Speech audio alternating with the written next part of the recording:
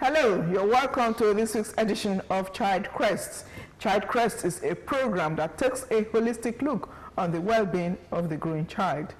It's a program that we have designed to give parents tips on how to nurture their children to be better in the society. We started with a discussion on myths and misconceptions surrounding the nutritional habits of the growing child. We shall continue with that discussion today. But first, let's give you this short break. When we come back from this break, we'll meet our guests that started this discussion. Hello, my pleasure to welcome you to this edition of Child Crest. It's either the food you take in, the nutrients in it, gives you a good health or result in diseases and most cases death. If you don't eat right, definitely the child will not come out right. Nutritional problem is big problem in our society.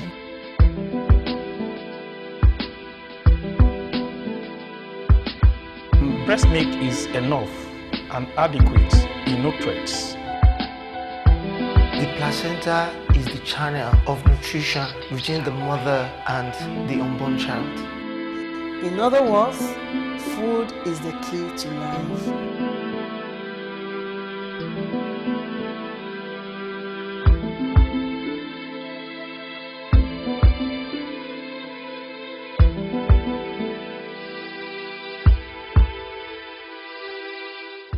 It's my pleasure to welcome back to the studio Mr. Shokon Moshokpe, a nutritionist of Military Hospital, Ikoyi, Lagos. You're welcome back to the program.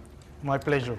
The last time we were talking about mothers introducing so many other things. Those you even think that are enlightened, they say breast milk is not enough. I want to give water and so many other things. How true is it that breast milk is not enough for the child to be fed with? I would say that is not true. There will be an ignorance of what nature endows with. Breast milk is enough and adequate in nutrients for the baby's need from the age of the 0 to 6 months without adding any other form of food, either in form of water or other food substitute from that window period. No need of any other food. Breast milk is adequate. But what do you say to women saying that the child is thirsty, the breast milk is not enough, they must give water? Even the so-called enlightened ones, they do that. Does breast milk not contain enough water for the baby? The breast milk contains enough water. But the problem with that belief has to do with the period or the time that the child is put to breast. Okay. Mothers hardly take time to breastfeed their babies, especially those that their job is highly demanding. Okay. We don't have enough time to breastfeed the child. Mm-hmm. So because of that, they believe that the child needs other form of food, okay, and also be given water to make up for that. But studies have shown that if you let your baby have enough breast milk, say put the baby to breast for between 30 to 45 minutes. Really? 45 minutes? Yes. At a stretch?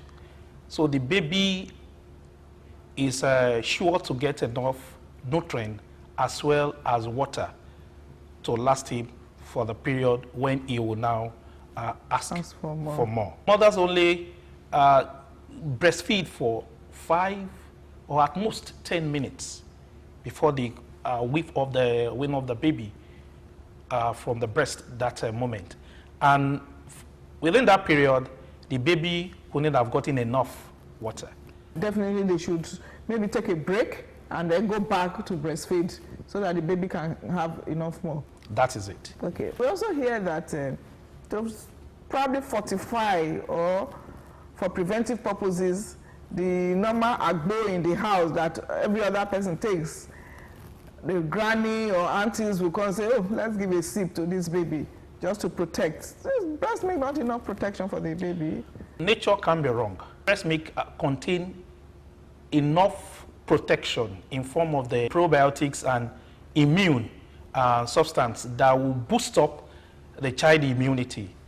And giving agbo or other concussion has a serious health implication, because the more you give the child, and you will agree with me that dosage is not quantified, the composition of such agbo is unknown, and you force it down to the throat of the baby, and you overload the baby tender organs with all those very complicated chemicals. And before you know it, the livers, the kidneys, and other vital organs start having the shock. And these might not show until that baby grows up and reach maturity. Then that is what gives the manifestation of different kind of problems, organ problems that we're seeing today. All right, let's go for a break. We'll be coming back to illustrate other, myths and misconceptions, particularly when the child has grown, now a toddler stage, and now sharing food with every other person. It's now a form of competition. Who takes the biggest, who takes the, particularly in terms of protein. We'll go for a break. When we come back, our guest will be here to continue the knowledge sharing process.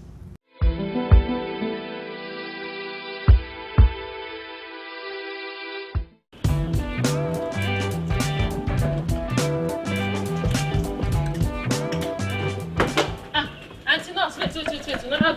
Never go. I beg, I be want to ask you something before you go. This one way they call me Auntie Nurse. I am not a nurse. I'm just a nutritionist, waiting they call dietitian.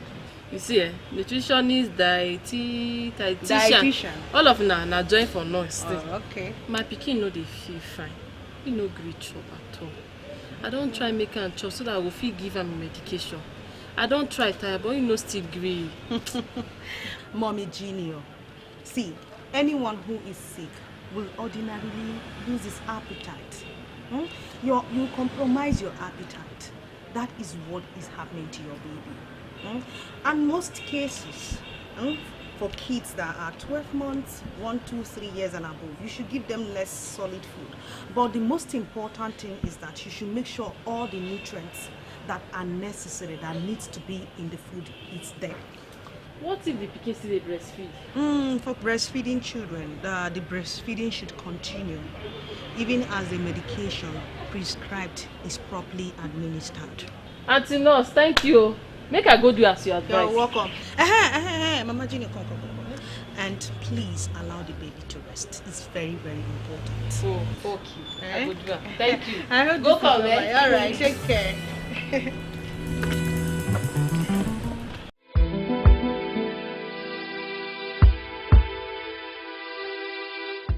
You're welcome back. The program is still Child Crest that we choose to tag. It's all about the child. We take a holistic look on the well-being of the growing child. I still have Mr. Shoko Mushokpe here, a nutritionist with Military Hospital Ikoyi, Lagos, sharing thoughts with us. Now, still on the myth and misconceptions. I'm sure they are diverse. We're just trying to highlight a few of them. A child is growing up and food is served in the house. And like, you're just a child. The biggest meal should go to the father. You just take this small portion. Have you seen that? I mean, practical terms now. Is that how it should be? No. But this is a common practice in most Africans. If at all there is any deviation, very, very little. Africans believe that the health of the family should be served the biggest food. And unfortunately, we are even having problem with that because we'll be having obese adults. So you have to recognize that the babies or the toddlers or the child need those things more than the adult. For the first 4 to 6 months, the rate of development and growth in baby doubled. And for the first year, it triples. And that is the period you have the most rapid growth in one's life. After the first year, the rate of growth taper down. And within this window period, that is when the essential organs and the development in the body takes place. The brain, the heart, and every other psychomotor has their development rapid at this stage. So this is the stage where the child need the utmost attention as per nutrition. The best protein, the best source of carbohydrates, and in the right quantity should be served out to the child. So now come to the believed. What we portray, the situation should be the other way around. The baby should be given the biggest size of meat in the family. And the rate of dish should be, as the mathematician will say, inversely proportionate. So as you age, your protein needs goes down. The active growth stop around the age of 19 to 23. So that you are 23 years old, virtually what you need is just maintenance nutrients. The most part of the differentiation of cells, molding of cells, and other vital organs in the body take their roots at that stage. So the essential protein, or what we call the essential amino acid, should be given at this stage. So in a situation where you deprive a child of this essential nutrient at that stage, such a child will grow up to be deficient in a number of area of life. And that is why your parents will be complaining that this child is not educationally, it's not sound when it comes to even the immune system is not so strong. Yes, so you will find such child frequenting hospitals. You said he will be one of the average in the class. So, and the roots could be traced back to that early stage of deficiencies.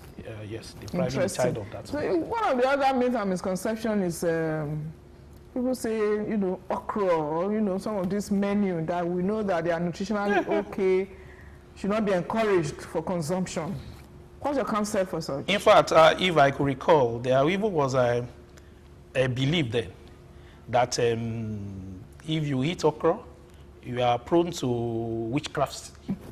And if you eat okra, especially if you are pregnant, your child could be drowsy.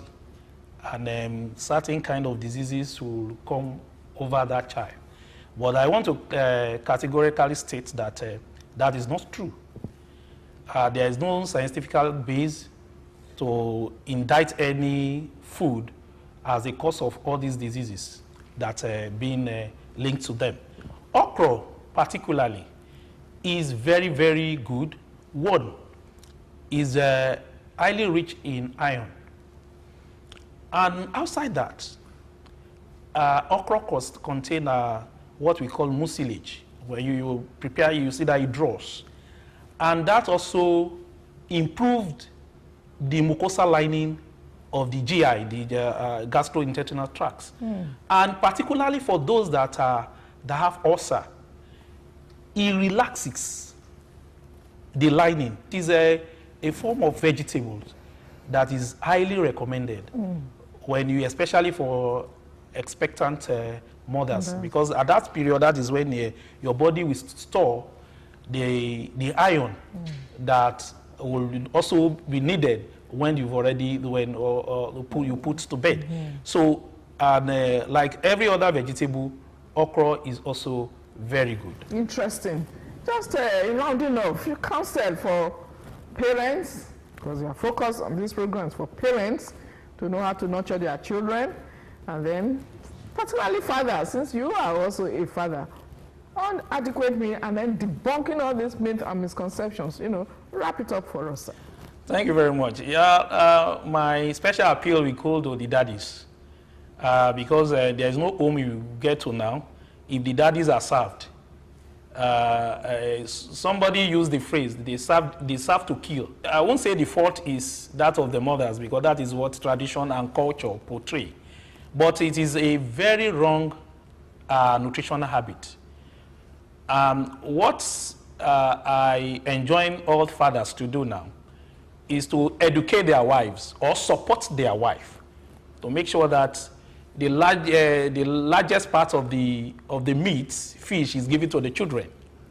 And whatever is the remnant should be taken by the fathers. After all, the head of the house should bear the responsibility of feeding the rest of the family. So ensure that your children get the best nutrient, they eat the best food, and then you'll be rest assured that they will grow up very, very well, and their health will be guaranteed. Mr. Shoko Mushokwe, nutritionist with Military Hospital, Ikoyi, Lagos. Thank you very much for coming. Thank you very much for having me. Now you talk copiously about okra. Let's see how okra is prepared. Go over to our nutritionist standing by the kitchen segments.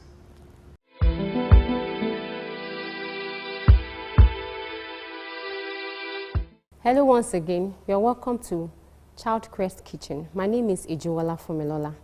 Today we want to talk about complementary foods. Now, these are the type of food you give to children from 6 months and above, majorly infants, aside from breast milk. Now, today we want to dwell more on okra. Okra is a vegetable and also a rich source of iron. So, at this stage, the iron in the breast milk is getting diminished. So now you can process your okra in 3 different ways. You can chop it like this and chop on your chopping board, or you can also use your blender, my blender, to blend the okra, or I can also use the grater. This is my okra, which is well blended. And I can also use it with my crayfish powder, which are already blended, and I can also accompany it with my fish. You have to flake for 6 months to like 9 months. You have to boil it and flake it. But from 9 months, 1 year, 2 years, they can cope with eating the fish as a whole. And not forgetting our palm oil. Our palm oil is also a very rich source of vitamin A. We are going to measure it, we are not going to pour, because it should be used moderately.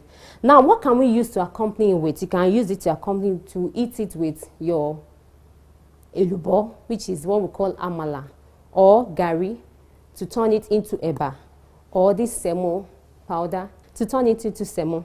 Now I'm boiling my fish. I've cut out a piece of my fish. Let me check my fish.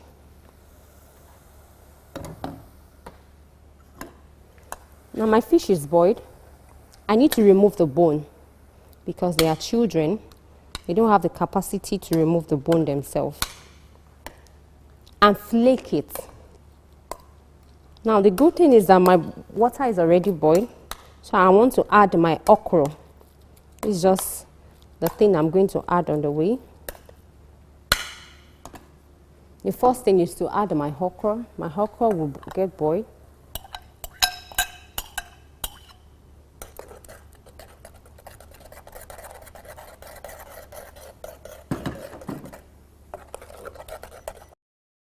So I need to add my just 1 tablespoon of crayfish powder that's been blended. You stir it in.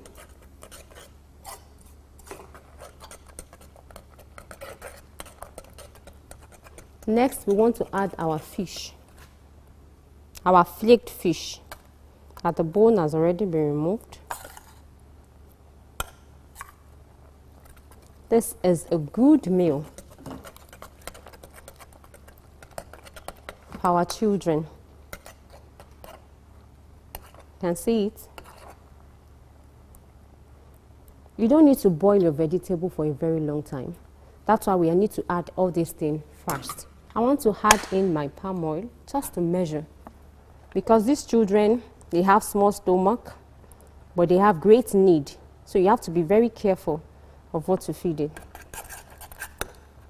So you stir it in, let it cook in within. Now the good thing about salt is this. Salt is very good for the body, but from 6 months to 9 months, you don't actually need to add salt. Our sauce, our crayfish can be our source of salt and all this, our little spices that we add to our food. But I'm going to assume that I'm cooking for 9 months and above. So I'll just add a pinch of salt to add to it. And we have our meal. From 12 months and above, you can start introducing them, even from 9 months, to pepper. I can dice in my pepper or tomatoes to make it a very complete one. But as it is now, it's good. Let it just simmer. Let's reduce the heat, and we have our food. Our okra soup is ready.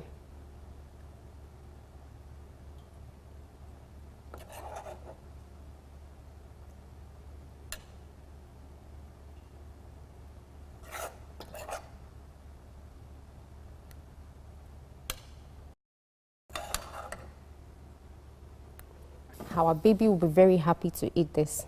Now, this is our okra soup.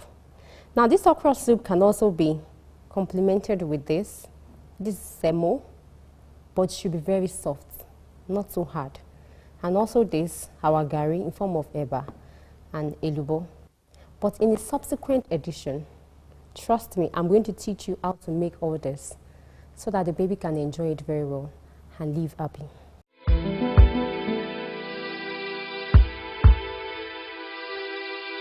Taking care of children is not an easy task, particularly when you have to entrust them to other people. We had a chat with a caregiver, spoke to parents on what they should look out for in choosing a creche or a kindergarten school. Let's hear her. With the lifestyle of parents now, where both parents need to go to work, things are moving really, really fast. And the best way to keep children safe is to look for a very good preschool home creche. Because the whole idea of creche or preschool is not a nanny care.